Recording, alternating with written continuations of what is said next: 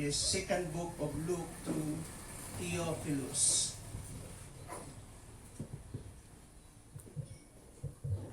Okay, for a moment. Ingon din mga igsoon, in my Bible, ingon din he. And he said to them, this is what Jesus said to his disciples. He said, ingon diha, but you will receive power when the Holy Spirit comes on you, and you will be my witnesses in Jerusalem, in all Judea, in Samaria, and to the ends of the earth. That's the key verse of the entire book. Okay, the first part of the outline, you will be my witnesses in Jerusalem. So the work started in Jerusalem. That's the big portion of that book. The ministry started in Jerusalem and focusing on the Jewish community. And we have the Jerusalem, the Mother Church, verses 1 to 8. That's the first part. And then from 8, especially verse 5, verses 1 to 8, verse 4, and chapter 8, verse 5, until chapter 12 tells us about the ministry in Judea and Samaria. That's the second part of the expansion of the gospel and in Jerusalem. And then after that, in chapter 12 until chapter 28, focusing on the ministry to the Gentile churches. You will be my witnesses, not only in Jerusalem, not only in Judea and Samaria, but to the uttermost part of the earth. And so kung atong sabton kini, ang verses 12 to 28, focusing on the expansion of the gospel to the Gentile territory. At this point, it's become global in scale. Lapad na ang pagpakailap sa maayong balita ato nga time. So the story of the book of Acts is about the story of the birth of the church and the expansion of the church. And the key word is the gospel. The gospel message about Christ that brought salvation by grace through faith. Mao ka na ang mensahe ni ini atong sabton dinhi. Now we proceed to the next focus nato. Remember, there are only two main characters sa book of Acts. Although na ay mga kauban nila. We have key players like Peter, John, we have Paul, Barnabas, we have Timothy, we have other players like Cephas, o mo natong Silas, and some other Greek players. So kung atong tanawon, sa early part, especially yung 7 deacons ng chapter 1, makita na to until chapter 7 yung story ni Stephen. We have Stephen, we have Philip, and some of other deacons mightily used by God. And kung atong tanawon din kini mga key players, kauban sila sa team of ministry expansion. Although we have the two main characters, we have Peter and Paul. So after chapter 10, the ministry the ministry focus shift from Peter to Paul. After sa chapter 10, 11, makita na to, then we have now Paul took the main responsibility, and that is the main focus of Luke in his book. So kung atong tanawon dinhi, we have the first, second, and third missionary travel or journey of Paul in doing ministry in Asia Minor and moving to Europe. And then his main focus, of course, in that particular area, Asia Minor and Europe, which is today the modern Turkey. Mao na atong tan-awon.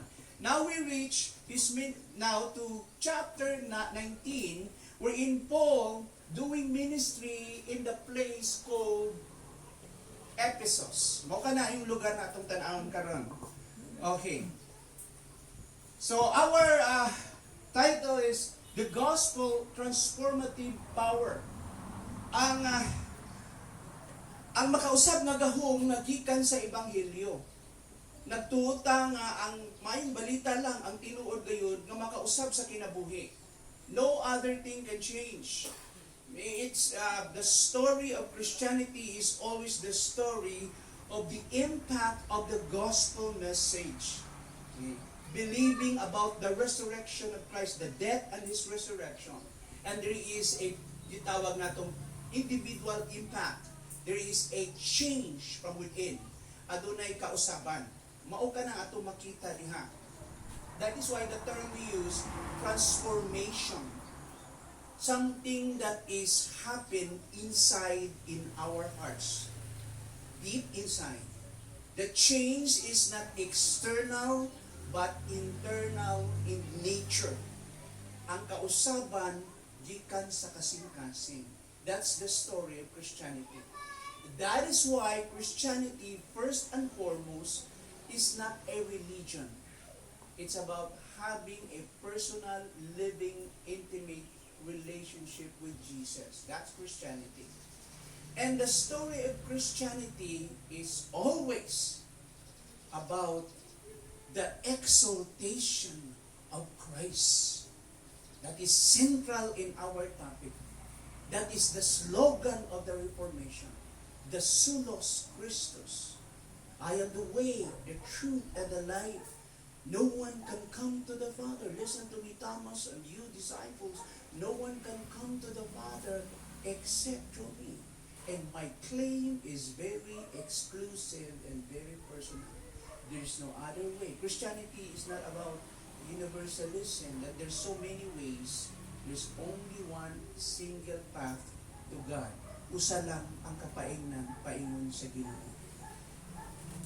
That is why outside of Christ, there is no salvation. There is no real change. There is no transformation. And it will always happen through the gospel message, the good news about Jesus. Now, tanaw na ito ang atong direction treatment or subject. Next. What is the real transformation and enormous conflict? From our study sa Book of Acts chapter 19, makita na to ang tinuod na kausaban. What is the genuine change or life-changing experience? What is the transformation and cosmic conflict or a huge conflict? Dako nga gitawag natong disruption that really happened, impacted, no, the community. Makita na to diri, no? Ato nang tan-awon karon. Let's focus now sa the first portion nato. Although we're going to talk about the entire chapter, but let us leave it for this moment sa verses 1 to 10. Tan-awon nato. Allow me to read in verses 1 to 10. Ako sang basahon sa ato ang maong passage. Tanawa mga igsoon ningon dinhi. While Apollos was at Corinth, Paul took the road through the interior and arrived at Ephesus. So Paul went to Ephesus via the interior route. There he found some disciples and asked them, this is now the encounter with this small group of men, the disciples, they were called the disciples, and asked them, did you receive the Holy Spirit when you believe? That's the first highlights here in this passage. Did you receive the Holy Spirit when you believe? Nadawat ba ninyo ang balang Espiritu sa dihang kamo nintuo? They answered, no, we have not even heard that there is a Holy Spirit. Nagtuo na mi. We're already disciples, followers of Christ. But there is no such thing that particular topic about the Holy Spirit. Wala may kabalo ana. Verse, makita nato diha sa verse 7, ano? Verse 2. Na verse 3. So Paul asked, then what baptism did you receive? Galingan. Paul was very doctrinal in his approach. Then, unsang klaseng bautismo ang inyong nabatunan? Nag-switch na yun. Una, ang question niya, nadawat ba niyang Holy Spirit? Ikadua, napangutanan niya, what kind of baptism did you receive? This will give you the idea that there are different kinds of baptism. Okay? Tanawang gingon din yung igsoon. What kind of baptism did you receive? John baptism. They replied. So Paul said, John's baptism was a baptism of repentance. He told the people to believe in the one coming after him. That is in Jesus. On hearing this, they were baptized into the name of the Lord Jesus. When Paul placed his hands on them, the Holy Spirit came on them, and they spoke in tongues and prophesied. Verse 7. There were about 12 men in all. Paul entered the synagogue and spoke boldly for 3 months, arguing persuasively about the kingdom of God. But some of them became obstinate, and they refused to believe and publicly maligned the way. Take note, capital W. Malign the way. The way is not about the path. The way is the group called the followers of Christ. They were called the way. Very specific yung term there. And only later changed in the place of Antioch, the term the way became Christians. They were called Christians in the place of Antioch of Syria. But before that, prior to that, in Jerusalem, the disciples of Christ called the way. And so, ingon din yung mga igsoon, but some of them became obstinate, they were indifferent, and they refused to believe and publicly malign the way. So Paul left them, ibiyahan sila ni Paul, and he took the disciples with him and had discussion daily in the lecture hall of Tyrannus. And this went on for 2 years. So that all the Jews and Greeks who lived in the province of Asia heard the word of the Lord. Wow! Paul practically did a Bible study every day for about 2 years for these new disciples. After that encounter, when they received the Holy Spirit. Is that possible? That they were already followers and yet they don't have the Holy Spirit yet? And why it's necessary for Paul to lay hands on them so that they can receive the Holy Spirit. Nganong kinahanglan pang i-lay hands man sila? Why? Because Paul is dealing with Gentile believers. And Paul became the main actor, the founder of the Gentile churches.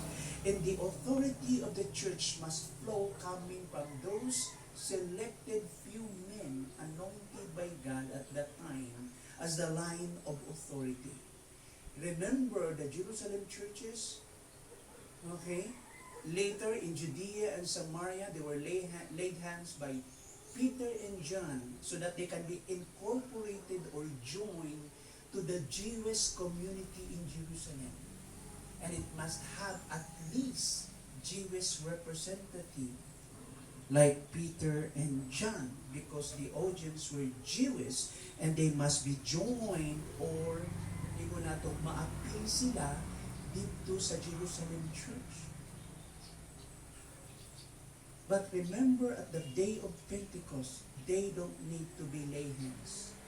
as a sign that is a direct intervention of the Spirit of God coming into their midst, and all of them were baptized and filled with the Spirit of God, empowered. That's the beginning of the birth of the church. Now, how about the Judean Jews and the Samaritan Jews? They need a representative so that they can be joined. That is why it is necessary to lay hands on them.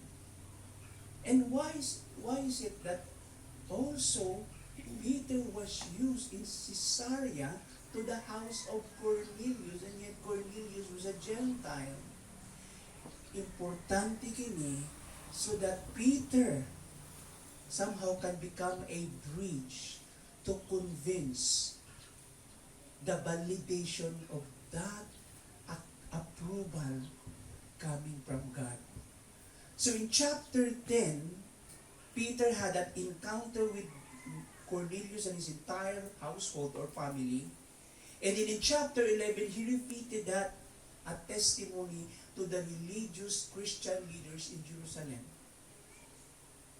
He stood for that reality and he said, God as well accepted the Gentiles to become part of the church.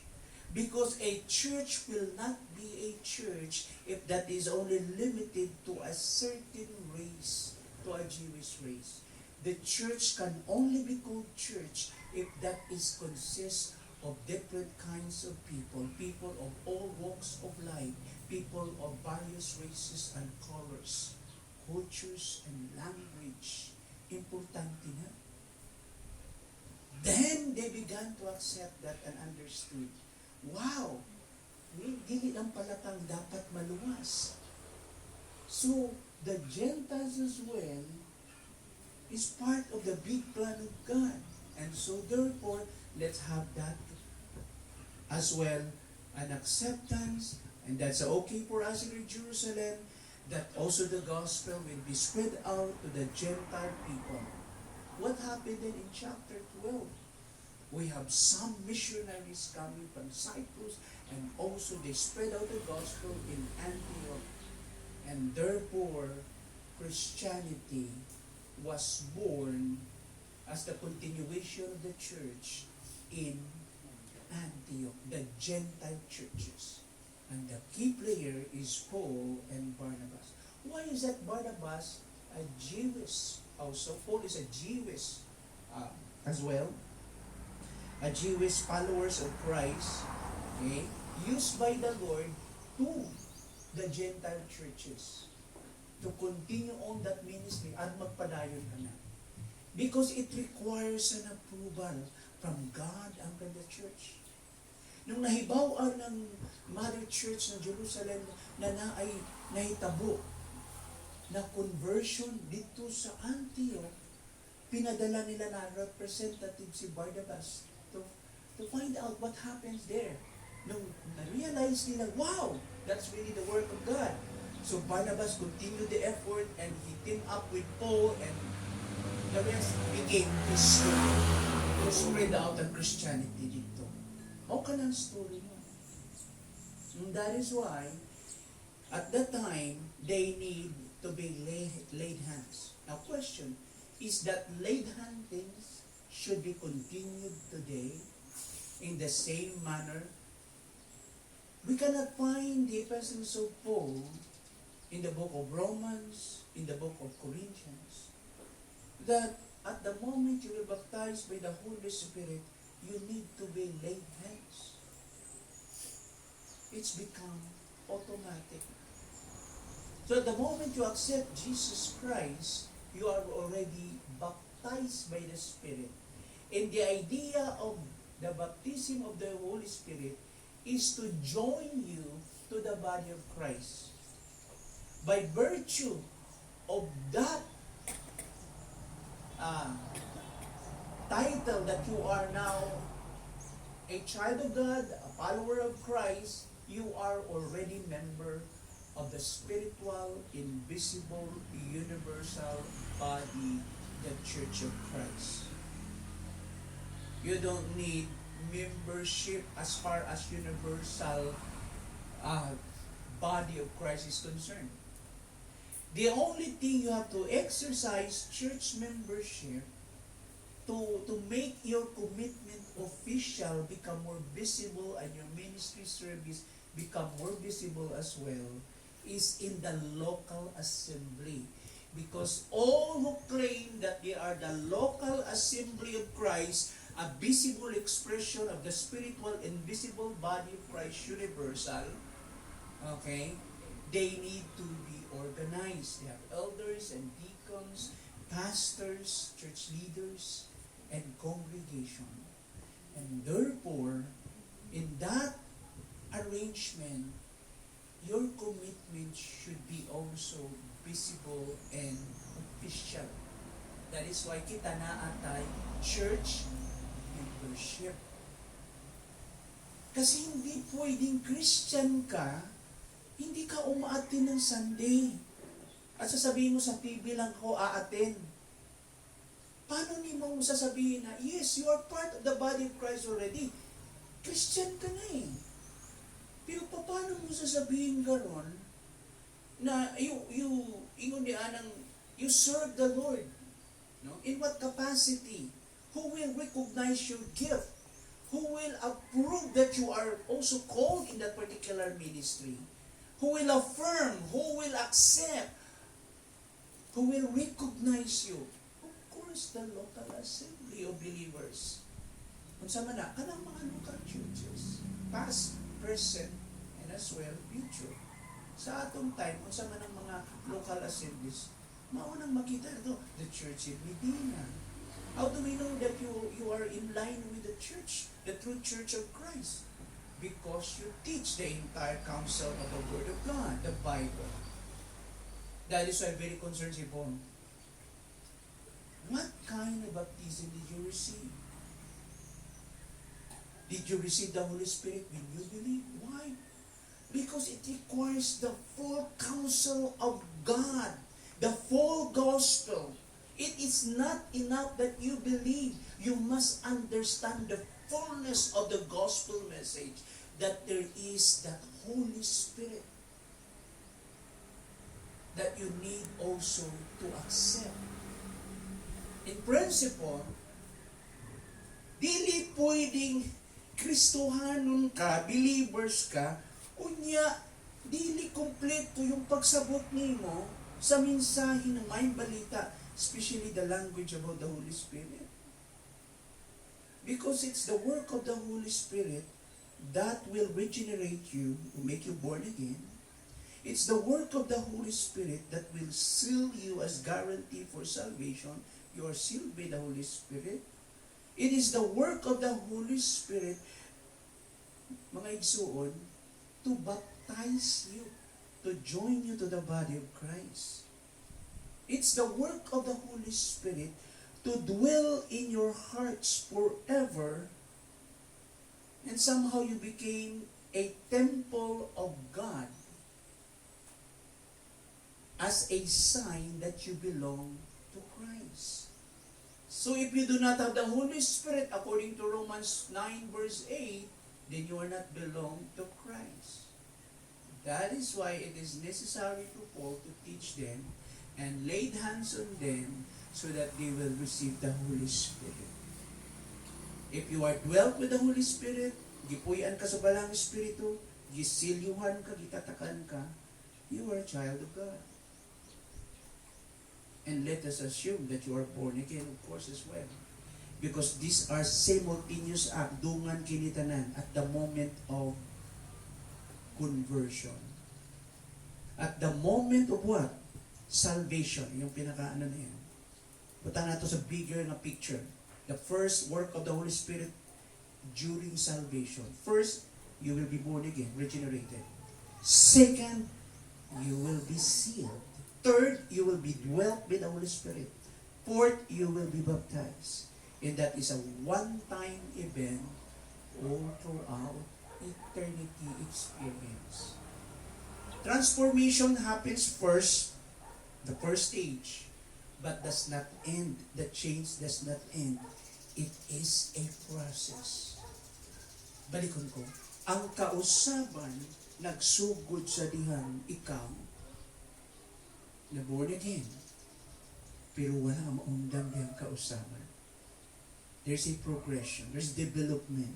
Magpadayon ni siya. And that is a sign that the gospel is really authentic. That tinuod, that the gospel that brought change is really real, tinuod siya. Kasi na ay padayon ko. Sumuo ka na. So in Acts 19 is about how Luke wants his readers to understand what God is doing through his ministry in Ephesus. That's the focus. Anong ginagawa ng Diyos sa pamagitan ni Pablo sa ministry sa lugar ng Ephesus? Okay, next. Maukini ka ron, he went to Ephesus, this area. Okay, andun ang Galatia, this area is about the Ephesus. Okay, let's move. Okay, this is Ephesus. Tanawa si Paul, manggagaling siya sa base niya palagi, no? Kasi siya pinapadala. Binabalik-balikan niya yung mga churches, a way of follow-up, making follow-up. Kaya that's biblical.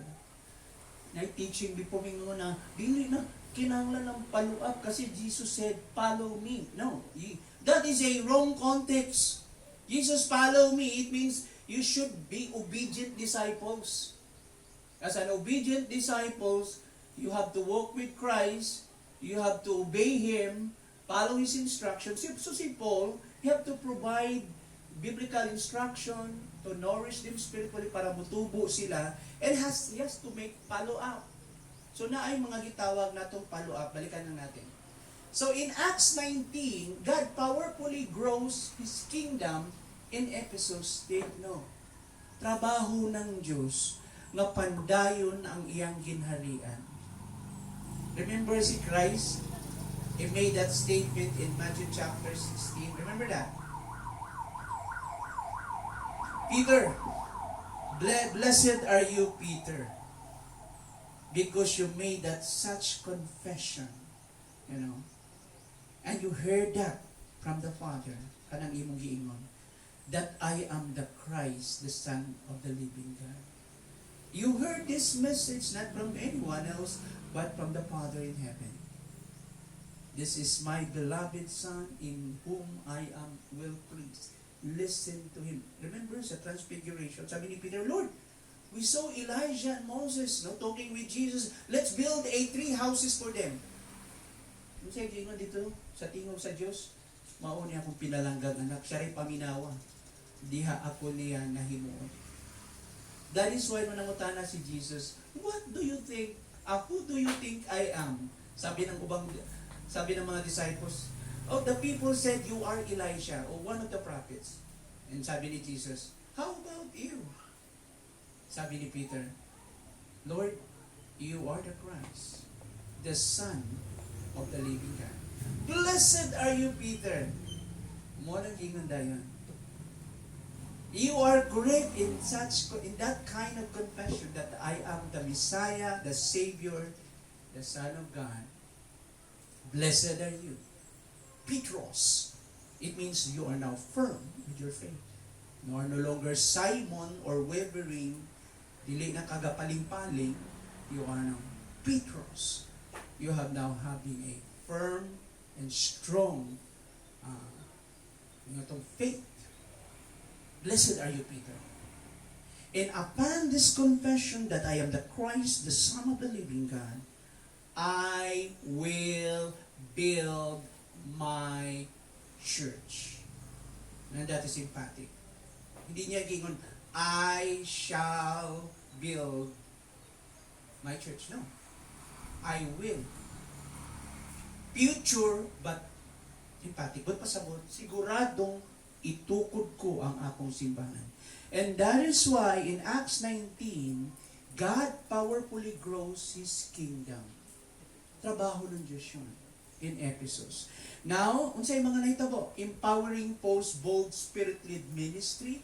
Siya naghatag katakos ni Paul, kaisog, revealing his authority over illness and evil. Ipakita niya ang gahom. na bisan panyo or apron, God exercise signs and wonders. Ang demonyo mulayas pinaagi lang sa apron o panyo o bisan sa tawag natong mga balatian na ayo. Aside from that, ato makita, exposing false spirituality. Akala kasi nila minsan, using the name of Jesus is a formula. Sunod-sunod lang. And here we find, si Paul mismo, i-expose niya ang dili tinuod na spiritualidad. Number 4, prompting genuine repentance. Yung mga tao tinuod naghinuso, ani nga time. Yung ilang mga witchcrafts ng mga practices, yung ilahang mga practices ng spiritism, yung ilahang mga demonic books, ilang gisurrender ani nga time. And igniting cultural pushback. So nagkaroon ng massive reaction dito. In fact, nagkaroon ng riot later. And that highlights or emphasizes the gospel life-changing force. Ipakita ditong epekto ng Ebanghelyo gayon nga adunay kausapan. Mao kini ang story ng Acts chapter 19 kung atong tanawin summary point. So we went to Ephesus. So the gospel is not a gentle suggestion. Ang Ebanghelyo dili ilang nimo ra unsa man. Gentle suggestion but a world-shaking force. Sipot pasabot ni suggestion. That is why akong i-emphasize sa ato. The gospel is not a good advice.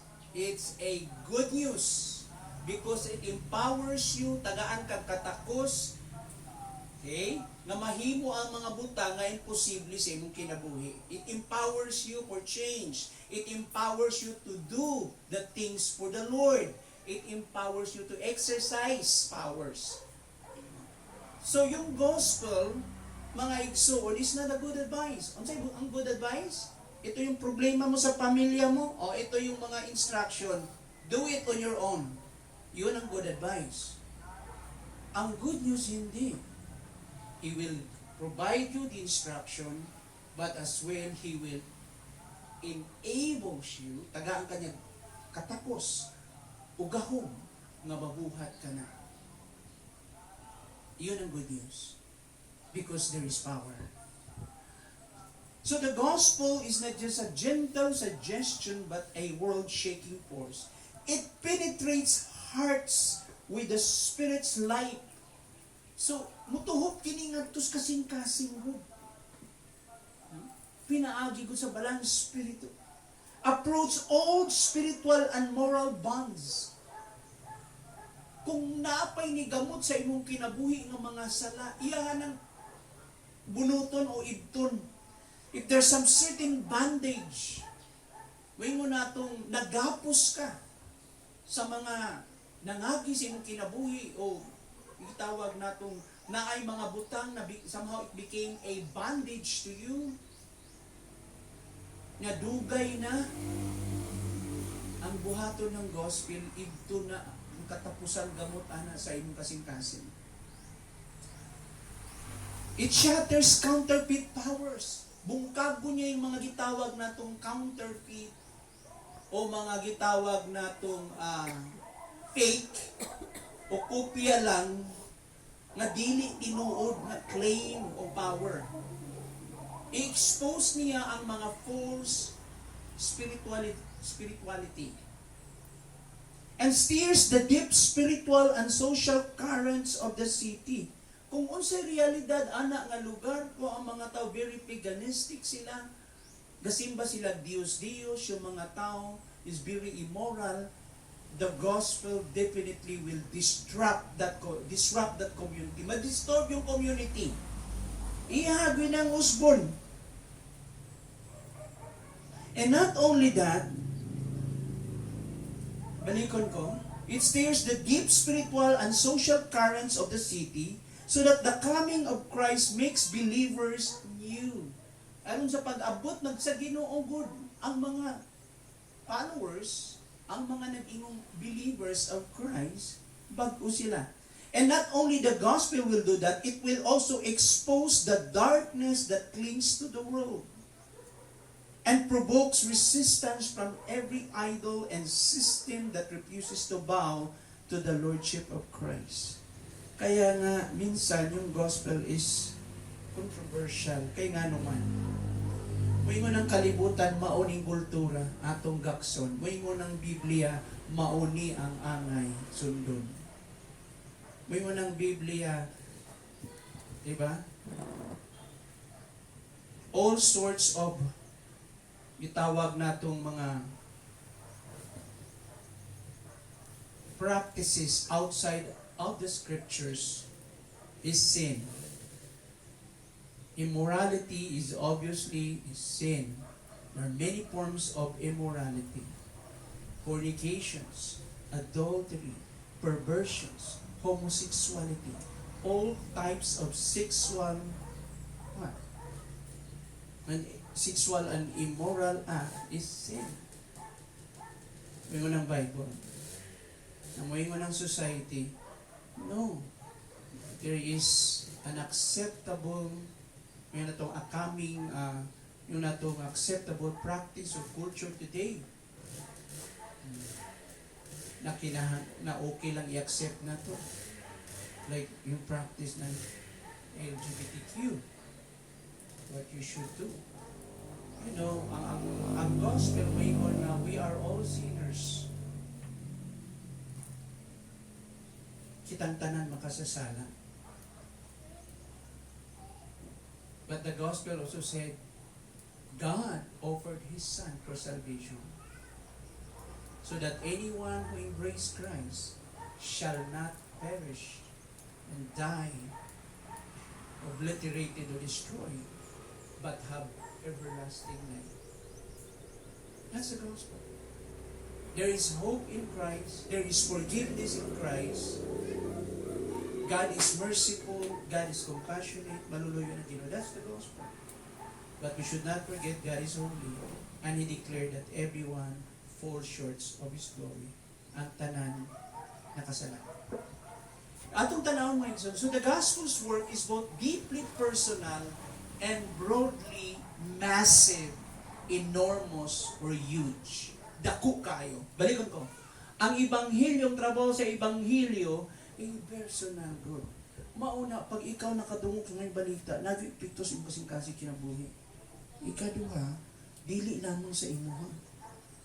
Ang gospel, kaya gitawag siyang, di ba? When the Holy Spirit will come upon you, you will receive power. And sabi ni Paul, I will not ashamed of the gospel, Romans chapter 1:16, because this is the power of God to salvation. Don't you know the term power from the original language? It's dunamis. It means yung impact niya is very powerful. Yung negative image, yung mura o yung the word dynamite or yung explosion ba? Pero hindi man na ang meaning na gustong i-drive ng gospel. But like pasabot ng power is, there is a huge impact na dako na epekto sa imong kinabuhi. Maayo nga epekto. Dili negative nga epekto, maayo nga epekto sa imong kinabuhi. Kaya nga, the gospel's work is both deeply personal, no, and broadly enormous. Why? Because it changed individuals at the level of the heart. Usbo niya ang matag usa. From what level? Not only within the surface, but beneath the surface, dito mismo ang pagliso sa kasing-kasing. Naintindihan niyo? Kaya tell me, if you are Christian, hindi wala nung sabi mo kasing-kasing, there's something wrong. Because the gospel will not lie. Kung na-touch ka sa liyog sa Ginoo, nadumog mo yung balita, definitely, surely, mausab ka. Mausab ka. Matingalagog ka. Maundang imong bisyo, maundang ang imong mga bad, long na habits. Wala na. Nang pinanakakatuig na Christian hangtod karon, lupamalikas pa ka.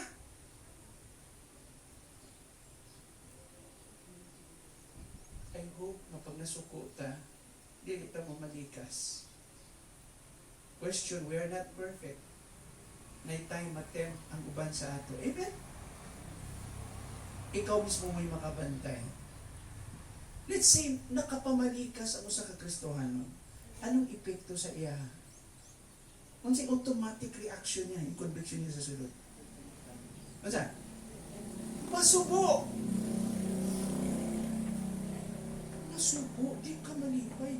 Kaingin mo yung Lord, layo pa di ko kaayo.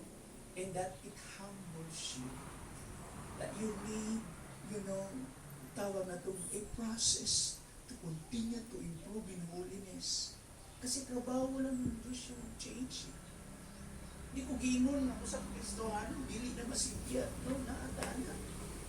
Pero ito lang imong mabantayan. Dili na nimo habits. Dili na nimo practice. And sometimes you're tempted out of weakness. Dili mo mabantayan imuhang mga impulsive reactions ko.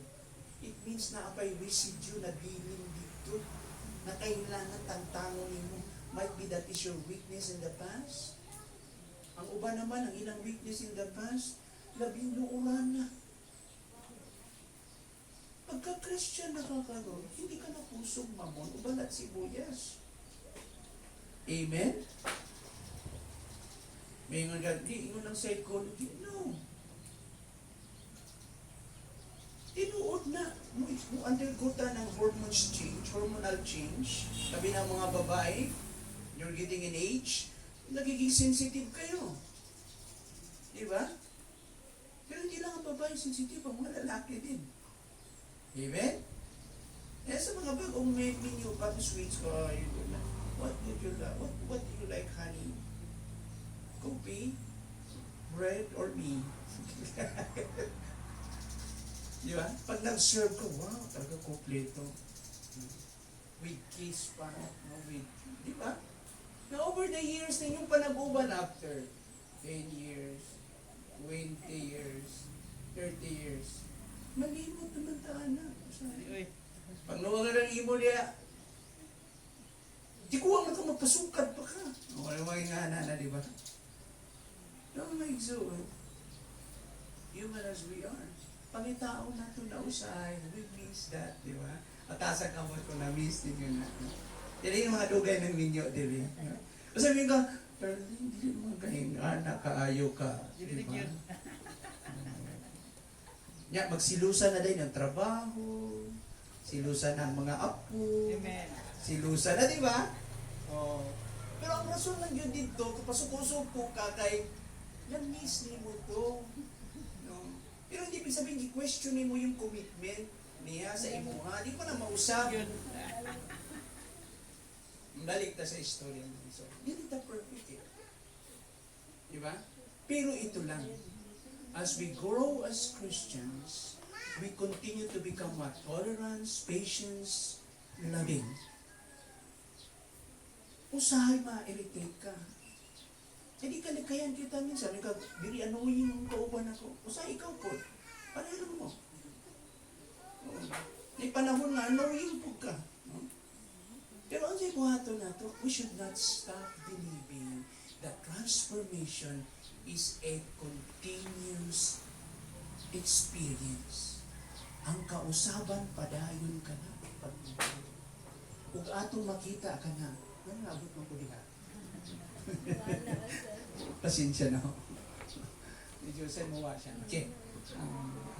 So, dinhi, atong tanawin mo ito. Di ko magdugay dinhi kay gi-open lang na akong introduction siya inyo. I hope na amoy nakuha, no? Sa first point na to, diha pata, no? Now, karon, dinhi, tanawa, it reveals, the gospel reveals the spiritual battle beneath everyday life, exposing fake powers that masquerade as religious or magical authority. Ang tinuod nga ebanghelyo, Nga dunay tinuod nga kausaban, genuine change, no? Mao katoy iyang buhaton, no? Also disturbs cultural, economic, and religious system. Unsa may business sa Ephesus, mamaligyad Dios. Unya nangaguba naman ilang negosyo dito. Unsa ni tabo? Nag-react God kay ang issue. Unsa issue? Panginabuhi. Ito ay problema nato sa Christians, di ba? Are you willing to follow Christ even sometimes that you will also suffer difficulties? Willing ba mo musunod sa Ginoo? Nga usahay, maabot sa point nga tungod sa gabarog ka sa righteousness, you don't want to compromise. And because of that conviction, sometimes you suffer. Because you don't want to compromise. Madali lang mangitag kwarta kung wala kay conviction para sa Ginoo. Amen? Madaling mangitag kwarta. Ang uban nabuhi sa pangilad eh. Ang uban, daghang kay scammer sa social media, muna ilang panginabuhi. Dili lang. Let's go more obvious. Kung wala kay conviction sa Ginoo, tanang klase nakita ni mong panginabuhian, basta just for the sake of having money, for your own end, for your advantage, okay lang. Pero pag exercise ni mo ang imong conviction, listen to this. Balikan na natin yun, ma'am. Atras tayo. Pareha ni ini. Economic ang issue. Wadaan sila panginabuhi. Nasuko sila. Dito mag-born again niya. Ano man? Wow, ito negosyo ni. Di na takabaligya kung sa man. Ha? Sigarilyo. Pero, niya, again, as Christians, ka-struggle ta na. Kasi journey mo guna na to. Kita tanan na to ng journey, di ba? O hinay-hinay gakawa ng uban-ana, uban, improve na they grow in that convictions. Ang prayer mo na Lord, tagay ko laing gig, laing racket, o laing pamaagi, Lord. Tagtanga ko din, will this, have this conviction. I don't want to sin. I don't want to compromise. I want to have at least with a beautiful testimony para sa imong ngalan. Amen? Mo man niya itong struggle. Reality na nato. Labi na kung walay laing yung paagi. Pero ito lang. The righteous shall live by faith from beginning to end. If you are willing, okay, in your prayer that God will close that door because you want to make it right, then so be it. God will open you another door better than that. And you will become more successful. And you will grow. And you will become, what? A light and soul for the Lord. Because even in work, there is a principle to follow. And one of the principles, one of the work principles is this. Be light and salt in your workplace. Work as if that your boss is God, not your human boss. There are so many principles. Work not just for salary's sake. Work for what? For the glory of God. Work and be diligent. Bisan na'y nagtanaw, walay nagtanaw. Na'y mga principles of work. Ang problema kaya hindi ka binibless, bisan Christian ka. Kasi sweetik mang kausay bisan sa work. Kabalo mo yung Ilonggo term ng sweetik? Ha? Tasa kamot. Maruis, usahay man.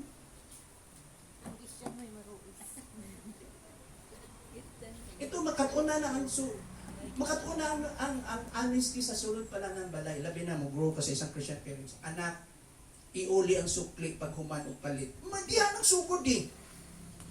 Anak, pananghid kung naakay kuhaon. Anak, nagsugod na sa balay. Madalalay na nimo dito sa imong trabaho, sa imong eskwela, pero ang foundation sa balay. Anak, daot, di maayo ng mamakat. Kasi di ka ka-establish of healthy, of lasting na relationship. Ang mga tao nga anis, anak, mo na'y kuptan sa ilahang mga companies. Be honest. If you are an honest person, pag maabot ang time, expose ka para matempt ka because that is already a settled conviction sa imong heart. Okay. You will be secured. Kaya nga naman, settled matter na na. Dili yung decide ko yung dili. So pag abot na ng situation na itempt ka, tungod kay dili na siya settled conviction sa imuha, there's a tendency na buhaton mo na. Ang pagpangawat, wala nagsugod sa 1 million. Asa nagsugod? Sa piso. Sa piso. I tell you my story. Sa gamay pa ko sa Cebu, sige yung mga Pilipino, hilig tayo ng kwento. So, kwentuhan ko kayo. Yan ang culture natin, kwento. Nung gamay pa ko, tungod kay malayo ko sa parents ko, ganda ko pa-eskwela ko sa akong, yung grade level na ako, akong grandma, ako lola, niya akong uncle. Niya kini naging bata ka pa, niya ganahan ka na kay mga paliton, na kay gustong, di ba? Nahilig magkagdula. So gisugo ko kong palito, sigarilyo ba sa kumangkol. Yan na may sukli na, pinakatong sukli. 15 centimos. Dako na sa among time. Yung 5, dako na. Oo. So, butang dito sa altar ba? Nya, tulog na niya. Pag natulog, pag kung man ang suga, ay moskitiro, di man yung kung katulog sa 15 centimos. Ha? Di ko katulog. Nya, akong tupad akong lula niya, uban akong cousin, kanya-kanya mikot, moskitiro niya, akong uncle dito, among balay na amin nagpuyo na pizza. Yung mga Julian Hotel karon, malapit yan yung parang may asilo diha or Socorro Hospital, diha dapit. Lahog man, sa lahog. Di, biglang nibakod ko. Kamang ko, hinay-hinay ko. I remember at the time, I think I'm grade 2, grade 3. Unya, hindi man makita kay ngit-ngit man, hindi pa man usong suga kayo nun, agasira pa ni. Kani atong panahon na mga 70s, pag na kay radyo dato na ka. So, ang mga TV nun, mga square pa nga black and white, di nga na ba? So, hindi ko kapa, so, kabaluwa mo din sila nagtao ng muskitiro. Unya, pag anak na ako, nakabigan na ako, nahagbong, sigarilyo, siguro to'y nahagbong. No? Nahagbong, naigo dito sa tungod, yun, nakamata noon akong, akong nanay dito, nanay-nanay yung wife sa akong uncle. Pagkahuman ko na. Nakamata sila na, pasiga ko na, sindi ko. Nasakpan ko dito, ulaw ko kayo ko na. O niya, wala yung buhat sa akong nanay. Ito ba, may akong tawag nanay, kay sila may murag nag-adapt. Yan akong nanay. Ano na dahil? Kanan. Anak, ayaw ko mamuha. Kung gusto niyo mo na, panangin kay hangtaganan mo. Di ba? Yung sa ani ni siya, kinahanglan, makamao ka na manangin. Ayaw pa muha o diliin mo. Kaya nga naman, kay pagmudako ka, inaayos ka kang istorya kita. Kaniginahinay na paibay ka. Yan sa katao na anis, muna sila mga tao na masaligan, makabuild na o relationship. Hangtod ni dako ko, hangtod ikuha na ko sa real na mother ko, mama. Iskwila na ko nga ito, niabot na ko, dito na ko nga. Human sa akong elementary o high school sa Manila, dala-dala na ko ng conviction. Even how little is that faith. Nagsugod na sa balay. Eh, din yung akong mga anak. Suguon na ko na sila. Saan? No? Eh, mga panahon good na. Bisan asa lang among mga sinsiyo mabutang diha. Walay mang hilagot. Ano? Kami rin tao sa balay. Iuli na nila. I thank God sa akong mga anak. Pag muad tumiglaing balay, di na diri-diritso mangukab o kalit o laing o rape dito, manguwag mga butang o dito sa banggat. Dili. very behave sila. Nagsugod na sa Lord. Kaya nga mga igsoon, we're treating you. And you know what happened? Kung ang gospel na sa atong kinabuhi, change. Di pa gani kung Christian ato na tayo. I'm doing that out of pride and out, I want to be a righteous person. Isang bugoy kay ko. Pero itong impact ng gospel sa ako. Mag-change na. Mawa na. A certain weakness, okay, slowly yet surely will be removed. Mawa na siya. Why? Because the power of the new life in you is very powerful enough to change you, and you have the Holy Spirit living inside your heart. And that is why the Bible tells us, when the grace of God will come upon you, He empowers you to say no to sin, to make balibad to sin, and say yes in obedience to God. Make no to sin, you decide, you make balibad, and you say yes to God in obedience. Saan galing yung kasing-kasing? Yung musunod sa Ginoo. Kaya nga hindi ko ma-imagine 10 years, 20 years. Hindi pa ka ma-delibera ng abisyo. There's something wrong. Because the gospel is always life-changing experience. Posible. Nangtod karon ang bisyo mo, di pa maibot. Baka you are just professing. Imong muna. Pero as I end, mga igsoon karugutan, ipili na ko sa inyo kini. Next slide.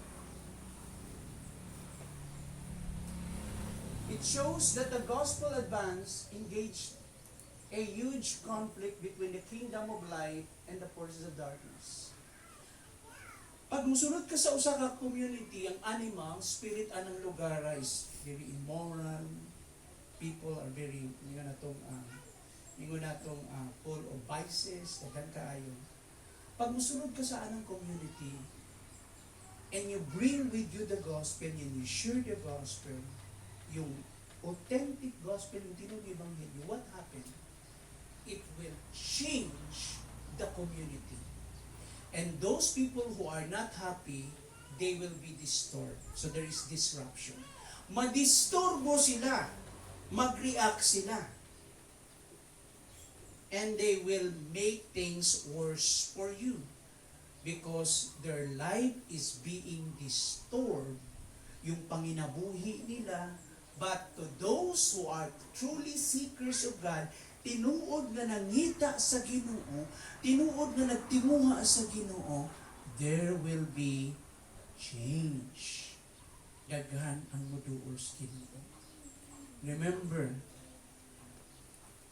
dili kapugngan ang ebanghelyo sa atong kinabuhi. I would like to see hands.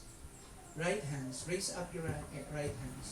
If you already made a decision for Jesus, nihimo na ka-decision sa Ginoo. I will not question since when. Ang ako na lang is that, okay, continue to grow in a life-changing gospel. Padayon sa ebanghelyo sa Ginoo. Tuguti nga kini ang maghari sa atong kinabuhi. Tuguti nga ang Ginoo, padayon. Tumano niya ang iyahang mga plano sa atong kinabuhi.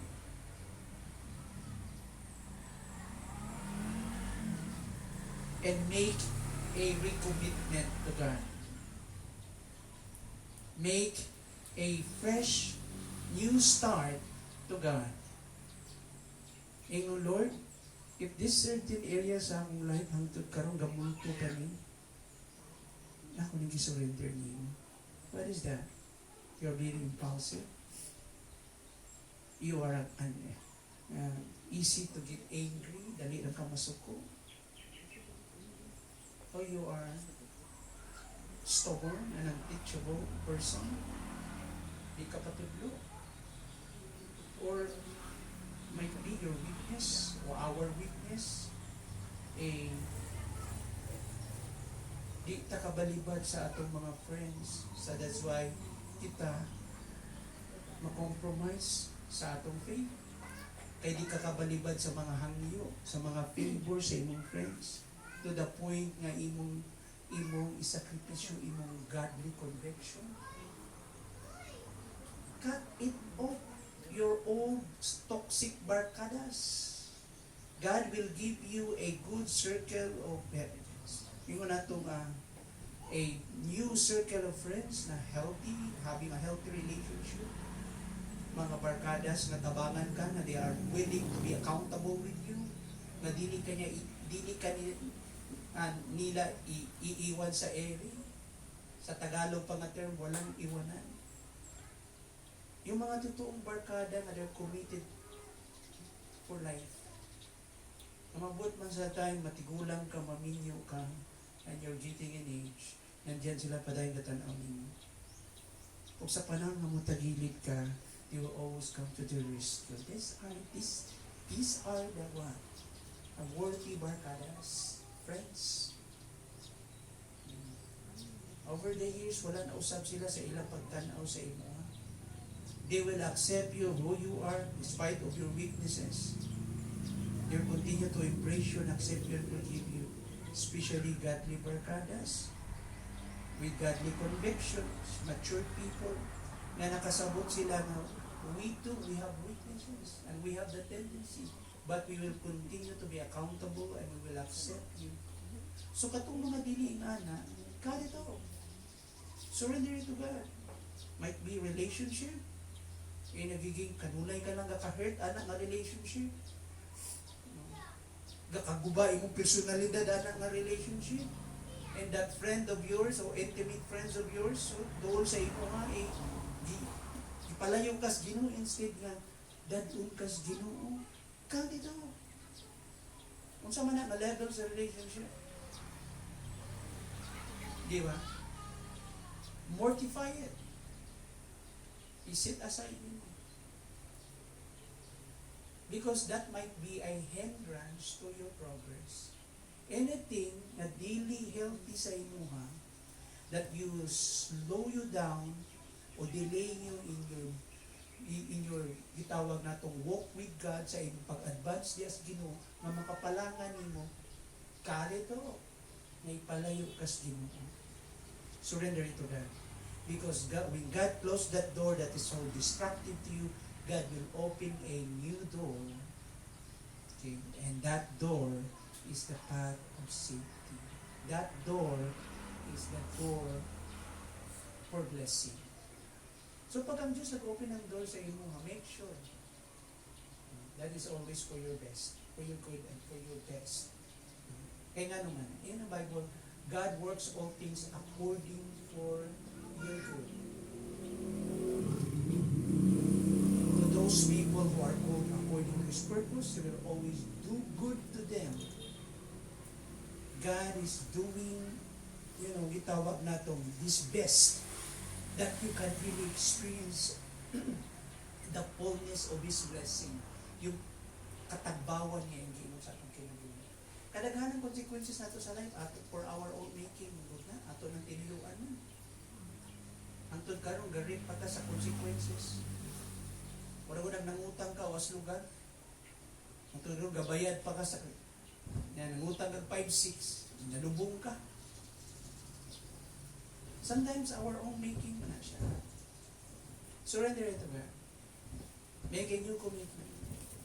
Because the gospel will always change. Let us pray. Lord, salamat sa imong grasya o gugma. Salamat, Lord, na kung diin namuhat ang imong ibanghilyo sa amua, nagpasalamat kami nga kini padayon adunay dakong kahimuan kanamo. Dili lang magdugang among mga katuigan, kundi magdugang among espiritualidad ang among pag-ila kanimo.